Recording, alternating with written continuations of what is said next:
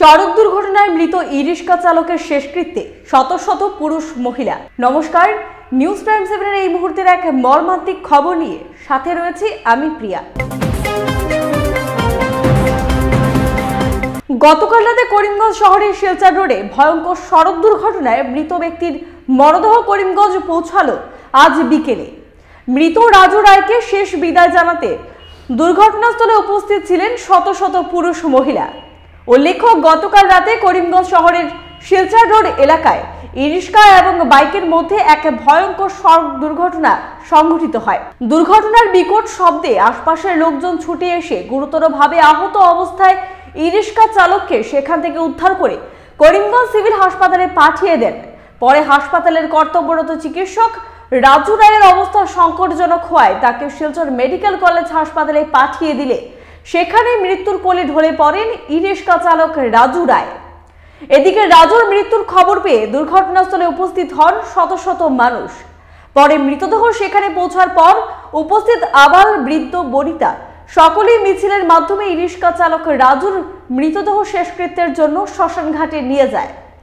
এদিকে রাজু রায়ের অস্বাভাবিক মৃত্যুর জন্য বাইক চালক কৌশবকে দায়ী করে তার লাইসেন্স বাতিল করার পাশাপাশি সরিষা গ্রামের বাইক চালক কৌশব দাসের কঠোর শাস্তির দাবি জানান তারা। পাশাপাশি তারা সরকারের দৃষ্টি আকর্ষণ করে মৃত রাজু রায়ের পরিবারকে আর্থিক সহায়তা সহ ওই পরিবারের একজনকে সরকারি চাকরি প্রদানের দাবি জানান। Bureau report, news prime 7। News prime 7 এর অন্যান্য আপডেট পেতে নিউজ প্রাইম 7 এর ফেসবুক পেজটি ফলো, লাইক, শেয়ার করুন।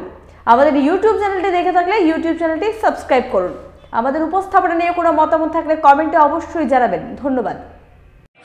আমাদের রাজু রায় শিববাড়ির সরিষার দিকে যাওয়ার সময় আমরা জানতে পাই হঠাৎ একটি বাইক, শুনেছি ও নাকি রাইডার। এমন রাইডার আমাদের করিমগঞ্জে দরকার নেই ভাই।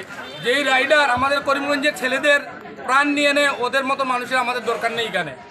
আমরা প্রশাসনের দ্বারা একটাই জিনিস দাবি করছি, ওর লাইসেন্স যেন বাতিল হয়, ওর পরিবারের কেউ যেন লাইসেন্স দেওয়া না যায়, ওরা যেন রোডে উঠে গাড়ি চালানো বন্ধ করে। এই ধরনের রাইডাররা আজকে যার প্রাণ গিয়েছে, তার তিনটি বাচ্চা, তার পরিবারের ইনকামের সোর্স একমাত্র এই রাজুদা ছিল।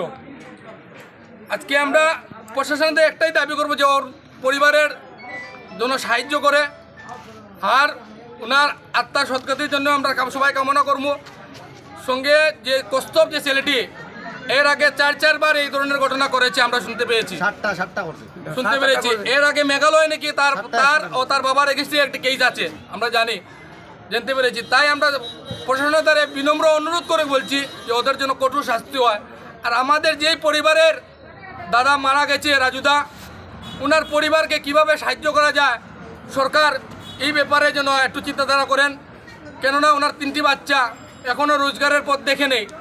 তাই আমি ওনাদের কাছে বিনম্র অনুরোধ করে বলছি সরকারের কাছে যে ওনাদের জন্য একটা ব্যবস্থা করে দেয়। কি নাম যে অ্যাক্সিডেন্ট করেছিল? নাম যে অ্যাক্সিডেন্ট করেছে ওর নাম আমি জানতে পেরেছি কৌস্তব দাস। ওর বাবার নাম কাজল দাস। কোন জায়গায় বাড়ি? বাড়ি সরিষা আমাদের এলপি স্কুল যেটি আছে কালাচান এলপি স্কুলের উল্টো।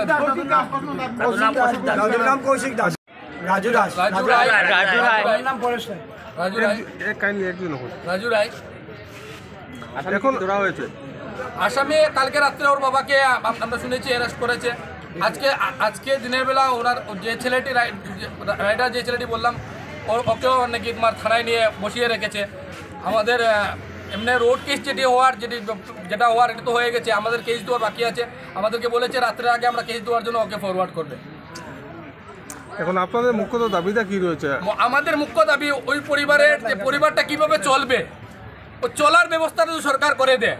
আমাদের সরকারের দ্বারা একটাই বিনম্র অনুরোধ, এই পরিবারে দুইটা গ্রাজুয়েট বাচ্চা রয়েছে, একটা ওনার ছেলেও রয়েছে, একটা মেয়ে রয়েছে। ওদের দুজন থেকে যে একজনকে যদি আমাদেরকে চাকরি দিয়ে যদি সাহায্য করেন, 2টা ডিগ্রি কমপ্লিট, একটা এখনো পড়াশোনাতে আছে, যদি ওদেরকে সাহায্য করেন তো ওই পরিবারটা বাঁচবে। একজনের জন্য ওই পরিবার কাটের জন্য ডুবানো যায় না।